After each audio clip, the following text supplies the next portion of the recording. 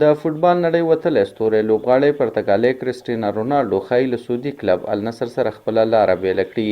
رونالډو چې دا مهال 40 کلن دی د النصر کلب د سیزن وروستۍ لوبې څو ساعته وروسته په ټولنیزه شبکه ایکس یو خپور کړي پیغام کې لیکلي دا باب ختم شو خو کیسه لا هم لیکل کیږي. له ټولو مننه. د دغه لیکلو له خپرېدو وروسته د هغه مینوال اندېښمن شوي او دا واضح پیاوړي شوي چې رونالډو ښایي له النصر سره مخه وکړي.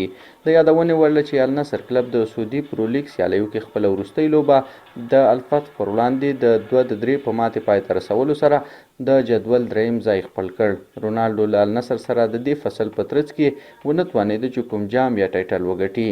دغه کلب نه یوازې د فیفا کلب نړیوال جام ته لاره پیدا نه کړه بلکې د ایشین چمپینز لیګ برخه هم ونه ګرځېده.